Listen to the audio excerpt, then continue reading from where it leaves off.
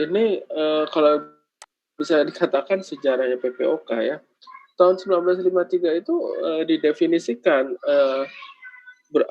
bronkitis kronik sama emfisema itu 2 hal yang berbeda ya, 2 hal yang berbeda. Tetapi apakah ini, betul-betul 2 hal yang berbeda? Penyebabnya sama-sama rokok, tetapi karakternya berbeda, sehingga ada, orang dengan bronkitis kronik, ada orang dengan emfisema. Nah, tahun 67 diperkenalkanlah istilah PPOK bahwa, ini loh sebenarnya ini sama, cuma kita masukin dalam satu, definisi PPOK yaitu, eee, force expiratory volume detik pertama dibagi force vital capacity itu kurang dari 0,7 ya, kemudian dilihat VEP1-nya itu, berapa, kalau misalnya kurang dari 80% dia, ringan, 50-79% sedang, 30-49% ini berat, kurang dari 30% ini sangat berat ya. Ini kita bisa lihat ini dari spirometri. Sedangkan GOLD yang tahun 2017 ini membagi menjadi kriteria A, B, dan C, dan D. Kemudian, eee, bisa nggak sih PPOK datang itu lebih dini? Sorry ya, saya balik di sini. Di sini ada tahun 77 ini diperkenalkan diagram, faal paru oleh Fletcher and Petung. Jadi kalau orang normal aja grafiknya ini, dia akan terus-menerus turun. Lihat grafik yang tahun 77, ya akan terus turun di sini. Ini orang normal aja akan jadi PPOK ya. Tetapi orang pada pasien dengan merokok banyak, dia akan lebih cepat turun fungsi faal parunya sesuai usia, ya. Kalau orang dulunya ngerokok, kemudian dia tidak merokok lagi, ya, tetap aja faal parunya turun. Nah, seperti ini, begitu. Ya, ini faktor risiko pada saat lahir, ya, sebelum lahir, ya, apakah ada riwayat atopi, faktor genetik, ya. Kemudian, pada saat setelah lahir ada kelahirannya berat badannya rendah, malnutrisi, berat badannya rendah ya. Kemudian ada riwayat ARDS pada waktu lahir. Kemudian pada saat anak-anak, apa memang dia menderita asma pada anak, kemudian, pada pajanan anak tuh dia second hand smoker ya, ada stres psikososial ya, ada polusi udara di situ juga yang terus-menerus, dan juga ada riwayat, infeksi paru yang berulang pada anak. Nah, ini sekali lagi, ini adalah, beda antara emfisema dengan bronkitis kronik, ya. Kemudian, pada awalnya ya, ada, kelainan ya, di sini hilangnya bronkiolus terminal ya, ini menjadi, yang disebut sebagai penyakit, saluran nafas kecil, sedangkan yang di sini dia ada, alveolusnya ini membesar, dia tidak intak ya, kemudian ada, B-cell, T-cell, ada eosinofilik ya, ada alveolar makrofag ya.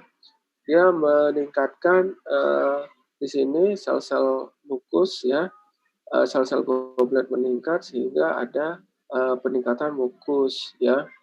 Sedangkan di sini sel-sel inflamasi akan terus menyebabkan turun, jadi rusak dia sel-sel, alveolusnya, oke. Nah, ini kalau mau lihat ya, apa sih yang dimaksud dengan blue blotter sama pink puffer. Blue itu kan biru ya, ini gambaran, khas ya, gambaran yang sangat khas antara, eee, bronkitis kronik dengan emfisema ya. Pajanannya sama, asap rokok ya, karena merokok ya, ataupun faktor-faktor lain. Tetapi dia kalau bronkitis kronik, ingat aja bronkus berarti terjadi kelainannya di bronkus. Itis, peradangan pada bronkus kronik terus-menerus ya. Berarti ada kelainan di sini, mulai dari bronkusnya itu ada hipersekresi mukus dan ada inflamasi, ada peradangan ya. Kemudian pada saluran nafas yang kecil dia ada, tadi inflamasi, kemudian ada proses penyembuhan, ada proses healing, sehingga ada fibrosis di sini. Dan dia ada obstruksi, saluran nafas di sini. Jadi bronkiolitis kronik. Sedangkan pada emfisema ya, dia itu eh, alveolarnya itu jadi rusak ya, seperti ibaratnya balon gitu ya. Karet balon yang ditarik terus-menerus menjadi kendor gitu. Jadi elastik recoilnya itu menjadi berkurang. Nah, inilah yang disebut emfisema. Nah, kenapa dia bisa jadi pink ya? Kenapa dia disebut puffer? Puffer itu seperti dia tarik nafas ya, kemudian dia meniup ya, meniup ya, karena dia tidak bisa mengeluarkan udara secara benar. Jadi seperti ini ya, dia tarik napas ini pada pink puffer, dia masuk ke dalam paru tapi dia nggak bisa keluarin. Akhirnya dia akan mulutnya itu monyong, jadi ekspirasi dia memanjang ya, puffer gitu. Kalau dilihat di sini, kenapa dia bersandar pada kursi ya? Ini yang namanya tripod position. Yang lihat di bawah sini, pink puffer. Tripod position itu ya, dia butuh otot-otot bantu nafas. Otot-otot bantu nafas selain di otot diafragma, tetapi ada bantuan juga otot leher di sini. Ya, dia menyangga di kayu di sini di kursi. Ya, ini namanya tripod position supaya dia buang napasnya lebih enak. Dia menyangga badannya di kursi. Inilah yang disebut sebagai tripod position ya. Itu pink puffer. Kalau blue blotter ya, sebelah kiri ini ya, dia itu ada gangguan ventilasi perfusi ya. Lihat di sini dia pegang handkerchief atau handuk atau selampe ya. Kenapa? Karena dia mukusnya itu berlebihan, batuk-batuk gitu. Nah, ada gangguan ventilasi difusi di sini ya. Karena dia asupan oksigennya kurang, maka dia akan difusi dia dari luar ke dalam alveolus akan berkurang di situ. Jadi warnanya biru di situ. Nah, kompensasinya adalah pasien ini akan meningkatkan hemoglobin. Hemoglobinnya itu meningkat, misalnya HB-nya 18, 19 ya.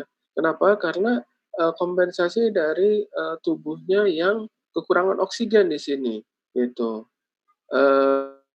Dan dia terlihat juga jadi cyanosis karena kurang oksigen. Jadi blue, warnanya biru. Nah, inilah yang disebut sebagai blue blotter. Ya, kemarin kalau ada yang ditanya bronkitis kronik beda nggak sama bronkiektasis? Ya jelas beda. Gitu. Ya, sampai sini ada yang mau ditanya nggak sebelum lanjut lagi?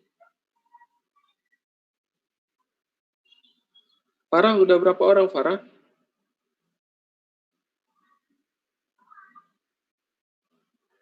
Udah lengkap? Oke.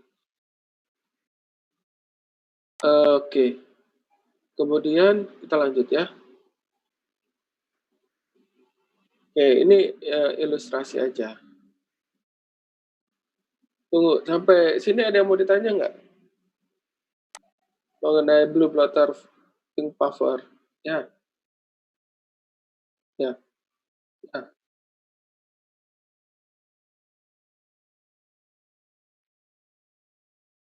Uh,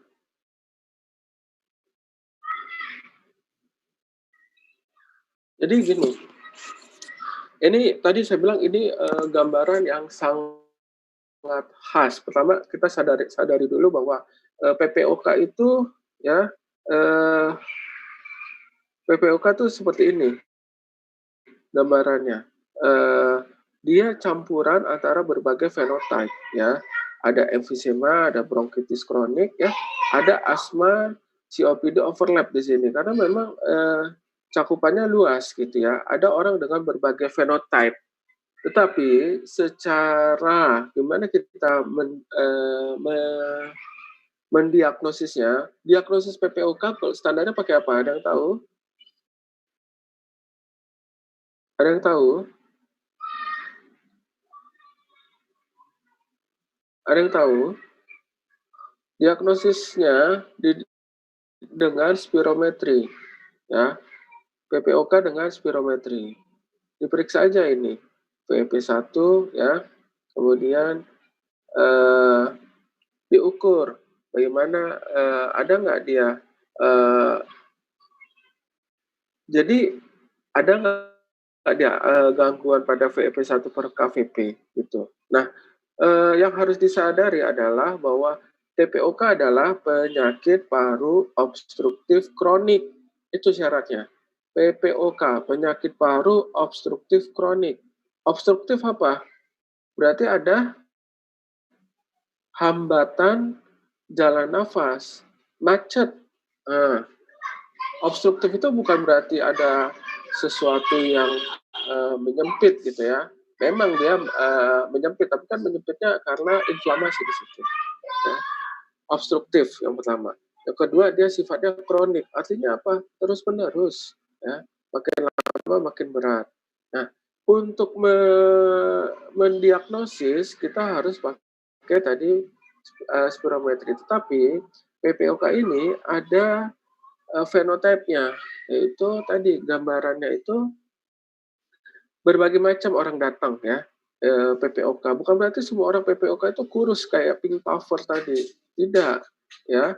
Justru kalau maksudnya kalau misal memang kita lihat pasien-pasien kayak pink puffer ini mungkin banyak emfisema gitu ya. Tetapi ada juga pasien lain yang namanya bronkitis kronik, gitu. Gambarannya tidak sama dengan pink puffer ya.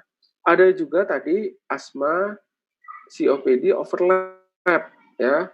Dari asma kita nggak bisa bedain apakah memang dia overlap dengan asma atau dia murni PPOK ya. Tapi orang asma yang tidak terkontrol bisa berubah menjadi PPOK. Orang kita aja nih, kalian aja yang tidak merokok bisa jadi PPOK ketika nanti sudah tua karena faktor usia akan terjadi penurunan fungsi paru ya. Nah, kemudian ya karena pajanan asap katakanlah kita seseorang merokok gitu ya, pada mudanya merokok. Pada muda merokok, fungsi paru dia akan bagus ya, gitu. Tetapi eh, suatu saat karena dia pajanan asap rokok terus-menerus, ada inflamasi kronik di sini ya.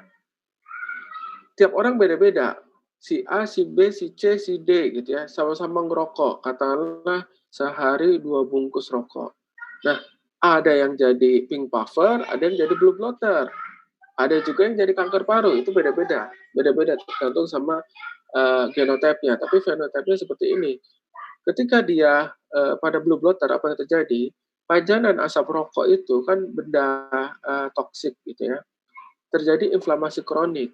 Yang terjadi adalah bronkusnya itu ya terjadi penebalan otot polos, itu yang pertama. Kedua, mukus ya, kita ada sel goblet di situ karena dianggap benda asing. Asap rokok itu kan benda asing, sesuatu yang asing, akan berusaha untuk dikeluarkan sama tubuh sehingga sapu-sapu silia-silianya akan berusaha untuk dikeluarkan ke atas. Samping itu, secara normal ada produksi mukus di situ. Karena pajanan asap rokoknya tiap hari, maka mukusnya akan bekerja lebih banyak. Gimana caranya lebih banyak? Maka sel gobletnya akan lebih banyak. Apa akibatnya? Mukusnya tambah banyak, ya. Kemudian mukus yang makin banyak itu kan produktif, ya, banyak sekali. Tapi dia ada di saluran nafas, sehingga ketika udara mau masuk ke situ, dia menjadi sulit. Ya, ibaratnya kalau PPOK itu dia bisa masuk nggak bisa keluar. Ketika dia tarik nafas, nah, bunyi mengi misalnya sampai kalau kalian belajar kenapa bisa bunyi mengi? Bunyi mengi itu karena dia berupaya untuk mengeluarkan nafas. Gitu. Jadi bentuk siulan. Kenapa? Berarti di dalamnya itu bronkusnya itu sangat kecil sehingga seperti siulan. Ada udara mau keluar ya nggak bisa keluar. Jadi karena mengecil berbentuk ya ibaratnya seperti peluit, makanya terdengar seperti bunyi mengi. Itulah patofisiologinya. Nah, ketika bronkitis kronik ini pada orang-orang dengan fenotip bronkitis kronik karena tadi hipersekresi mukus ya, dia bisa masuk ke dalam, saluran tubuh. Nah, oksigen tinggi, dia bisa nafas. Oksigen akan masuk ke dalam alveolus, ya, akan masuk ke dalam alveolus. Tetapi karena ada hambatan nafas, apa yang terjadi di situ? Difusi. Oksigen bisa masuk ke dalam paru, bisa nggak? Dalam alveolus, dia akan berdekatan dengan, oksigen, ya. Berdekatan dengan oksigen, dengan difusi. Nah, karena sesak, dia akan, meningkatkan hemoglobin supaya mengambil uptake dari yang, supaya dia, karena dia hipoksia, maka dia akan memproduksi oksigen, memproduksi hemoglobin lebih banyak. Nah, kemudian dia akan berusaha untuk mengeluarkan, tetapi dia mengeluarkan nggak bisa. Apa akibatnya? CO2 akan meningkat, ya. CO2 akan meningkat, terjadi hiperkapnia di situ. Nah, kalau ditanya, beda nggak bronkitis kronik sama, pink puffer sama, emfisema? Secara klinis beda, ya. Tadi, salah satunya misalnya kalau pasien bronkitis kronik dia khasnya itu batuk-batuk banyak, mukusnya produktif, sesak, ya.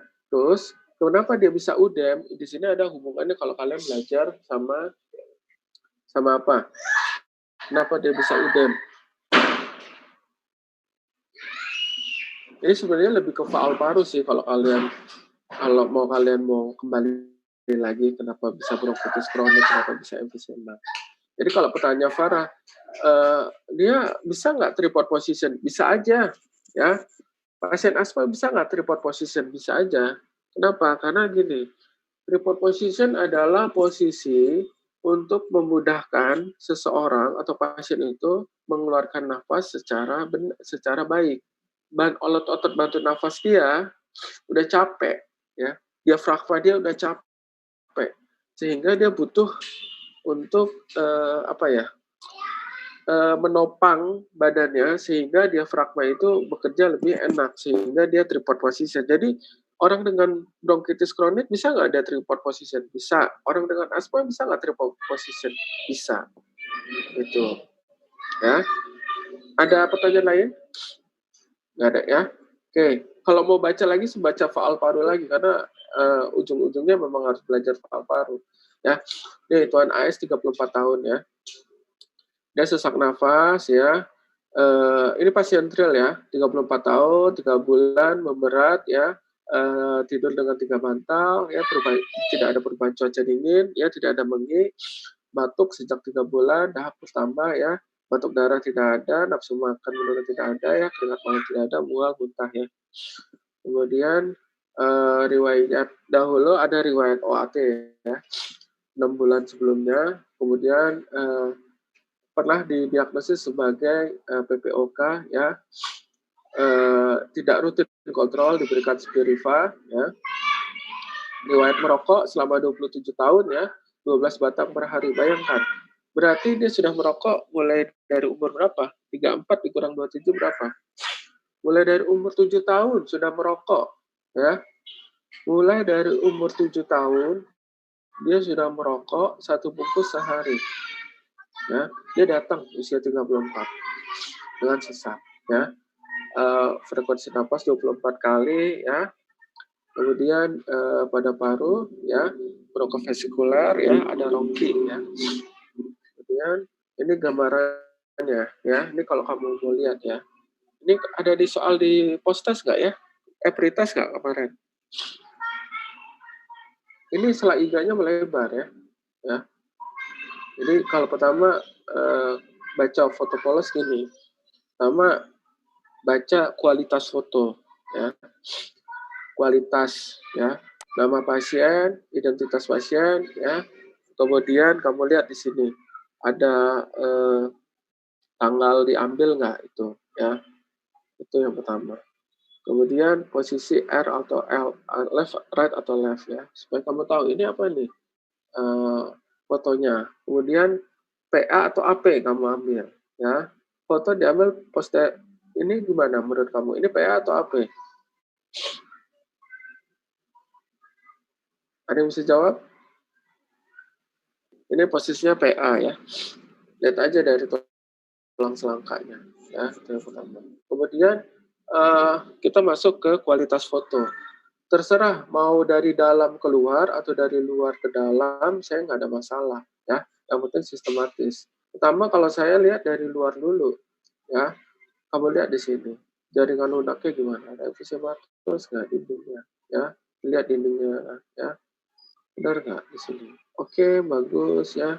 Ini kelihatan orangnya kurus, katanya jalan lemaknya sedikit, ya. Kemudian jaringan lunak baik ya. Kemudian kamu lihat tulangnya. Tulangnya gimana? Ada sigmoid, bentuk sigmoid, ya. Bisa nggak kamu lihat nih? Tulang belakangnya bentuknya S nggak atau gimana? Tuh, fosis, lordosis, kamu bisa lihat di situ. Ya, karena itu berkaitan dengan apa? Dengan valve paru. Ya, orang sesek kalau misalnya dia ada patah tulang, ada kelainan pigeon chest, ya dia sesek juga. Kenapa? Karena parunya nggak apa-apa, tapi sangkarnya bermasalah. Ya, tuh. Kemudian kamu lihat lagi tulang-tulangnya bagaimana. Ya, kemudian inspirasinya tadi gimana? Sorry, ini balik ke kuantitas sama kualitas. Kontrasnya tadi gimana? Sampai torakal 7 apa enggak? Ya. Kemudian kamu lihat di sini, sudut costophrenikus kiri kanan gimana, lancip atau tidak? Ya, kalau misalnya suram ya itu misalnya efusi. Kemudian kamu lihat lagi diafragmanya, apakah diafragmanya mendatar atau tidak? Ya, licin atau tidak? Ada fibrosis atau tidak? Kemudian kamu lihat CTR-nya. Ya, kardiotoraksiknya 50% nggak? Atau lebih dari 50%. Ya, kemudian kamu naik ke atas, jantungnya gimana? Untuk jantungnya seperti apa? Apakah big shape, apakah normal? Ya. Naik ke atas.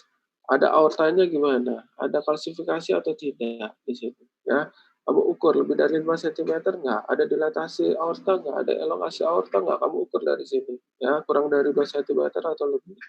Ya, kemudian naik ke atas. Ya, kamu lihat di sini lehernya. Ada sesuatu yang mengganjal trakea atau tidak? Ya, dilihat lehernya di sini. Kemudian kamu lihat trakeanya. Trakeanya di tengah atau ada deviasi ke kiri, ada ke kanan nggak? Ya, kemudian ada penonjolan nggak ke kiri ke kanan? Kamu lihat sampai di sini. Percabangan bronkosnya kamu lihat juga di sini. Ya, bisa aja ada massa. Ya.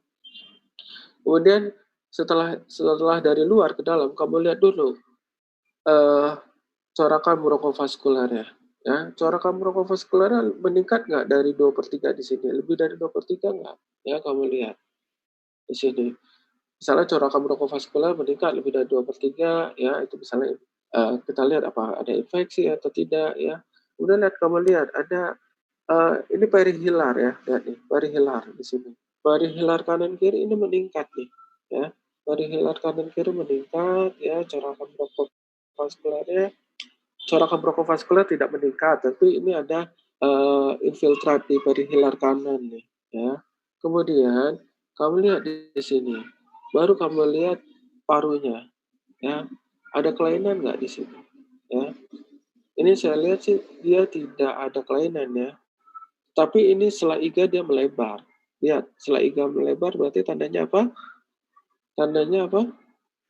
Ada udara yang terperangkap di situ, ya. Udara bisa masuk, nggak bisa keluar, ya. Ini namanya emfisematos di sini, ya. Itu. Oke, yang ini setelah tahun 2015 saja dia seperti ini gitu ya. Sudah kondisinya sudah tidak baik. Dan ini pada saat datang ya. Ya di sini. Sama aja dia bahkan lebih berat lagi nih. Lihat aja lebih emfisematos ya. Kalau ada foto bandingkan. Ya. Ini dicek ya sputumnya ya, kemudian diperiksa eko dan EKG ya. Ini diperiksa APE-nya ya setiap hari bagaimana. Oke, spirometri diberikan obstrik sedang, retrik sering. Oke, diagnosis PPOK eksacerbasi grup B. Ya, itu aja. Ini saya cuma kasih tahu berkaitan dengan apa sih yang dimaksud dengan emfisema, itu yang pertama. Kemudian apa sih yang dimaksud dengan bronkitis kronik? Yang ketiga saya pengen ngasih tahu, pada usia muda itu ada namanya PPOK dini, ya bisa terjadi tadi pada usia 34 tahun. Kapan itu terjadi? Ya iyalah orang dia merokok dari usia 7 tahun, ya. Usia dari umur 7 tahun sudah merokok satu batang sehari. Yang wajar usia 34 sudah PPOK, ya. Tapi kalau melihat dari gambarannya bisa dibilang ini ya emfisema, fenotipnya emfisema. Diagnosisnya apa? Diagnosisnya PPOK eksaserbasi. Ada yang mau ditanya? Ada yang mau ditanya? Izin bertanya, dokter. Oke, Farah tolong di screenshot dulu Farah buat absen Farah.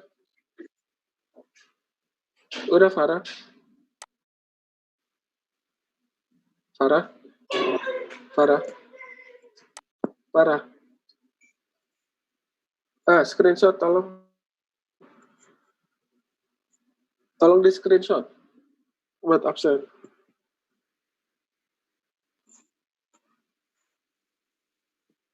Sudah?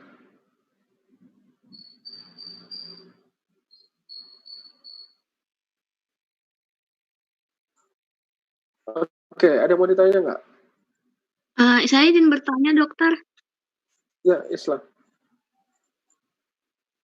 Baik, terima kasih, dokter. Jadi kan, kalau menurut yang saya baca, PPOK itu tidak bisa disembuhkan kan, dokter. Jadi, selama masa pandemi COVID-19 ini itu tata laksananya ada yang berbeda nggak, dokter? Maksudnya kan kayak pasien itu nggak boleh terlalu sering keluar Jadi gitu, gini, dokter. Maksudnya konsulnya. betul, PPOK itu tidak bisa disembuhkan, ya. Bahkan fungsi parunya dia akan cenderung terus menurun, ya. Tapi goal dari pengobatan PPOK adalah satu, ya, kualitas hidup dia, pasien dapat bekerja atau beraktivitas secara normal. Itu tujuan kita. Bedanya apa sama pasien-pasien yang lain? Sama aja, tidak ada bedanya, ya. Nah, kita berikan obat-obat, ya, selain bronchodilator, ya, tergantung sama pasien, ya. Tapi tadi goalnya kita itu, goalnya adalah untuk supaya dia aktivitas kembali, ya. Nah, selama COVID ini, ya, ya obat ya dioptimalkan ya, obat harus dioptimalkan. Tapi jangankan COVID deh, sehari-hari aja dia bisa eksaserbasi kok, ya. Kenapa jangan? Ya, yang paling pertama pencegahannya apa ya? Stop merokok, ya. Nggak merokok aja fungsi paru kita akan terus menurun, apalagi merokok gitu. Yang pertama stop merokok. Yang kedua pajanan, ya. ISPA itu bisa mencetuskan dia eksaserbasi virus, ya. Kemudian polusi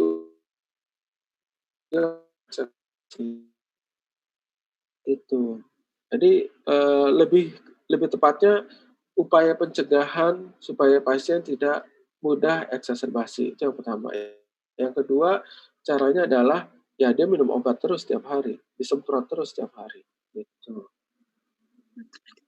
Oke, ada yang mau ditanya lagi? Ada yang mau tanya? Kemarin yang nanya apa bedanya bronkitis kronik sama bronkitis siapa ya kemarin yang nanya? Bang Ferry. Siapa? Siapa yang nanya? Nggak apa-apa. Maksud saya semua nanya, udah jelas belum tuh? Bang Ferry, Oh, dokter. iya, Ferry gimana? Ferry Handuga gimana? Udah jelas belum bedanya? Masih bingung? Hah? Yang kalau dari gejalanya, dokter. Gejalanya maksudnya gimana? Bisa kita bedakan dari gejala bronkitis kronik, dokter. Bisa kita bedakan. Bisa. Bisa kita bedakan. Ya. Kita bisa bedakan. Memang mungkin ya itu tergantung jam terbang sih. Maksud saya bronkiektasis bisa nggak dibedakan sama PPOK? Ya pada beberapa kasus mungkin sulit ya, tetapi secara umum itu bisa dibedakan ya bronkiektasis sama POK. Ya tadi, pertama bronkiektasis, bronkusnya hancur-hancuran, inflamasi juga, ada dilatasi. Bronkiektasis itu diagnosisnya anatomis ya. Anatomis itu dari HRCT itu yang pertama. Kedua, tapi pasien bronkiektasis kalau diperiksa fungsi paru bisa aja dia terdiagnosis sebagai PPOK gitu. Kenapa? Pasti fungsi paru dia akan turun itu. Nah, tetapi karena dia pernah riwayat infeksi, katakanlah TB, kalau dilihat HRCT-nya ya tanda kutip ya, ada fibrosis, ada bekas luka gitu ya, ada bekas luka, ancur-ancuran lah paru, bisa dilihat di situ bronkiektasis. Dan biasanya bronkiektasis itu tanya aja dahaknya itu gimana, dahaknya ya hijau, kuning, produktif ya, ya secara umum mungkin sulit ya, tapi bisa juga kok dibedakan ya. Itu dari fototoraks bisa nggak kelihatan? Bisa. Fototoraks misal PPOK. Kalau bronkiektasis kelihatan ada bekas-bekas lukanya gitu. Itu sih. Pengobatannya gimana? Ada yang mau ditanya? Apa lagi yang mau ditanya? PPOK itu kompetisinya 3B atau 4A? Saya lupa, 4A kalau nggak salah. Ya. PPOK 4A. Mulai saat ini kalau gambaran pink puffer itu, gini, sekarang kalau misalnya kalian lihat pasien PPOK, pasien emfisematos terus kalian bilang PPOK boleh-boleh aja, tetapi nggak semua pasien PPOK bentuknya kayak pink puffer tadi, ada juga yang fenotipenya blue blotter ya, gitu. Oke, saya tutup ya. Makasih semuanya ya.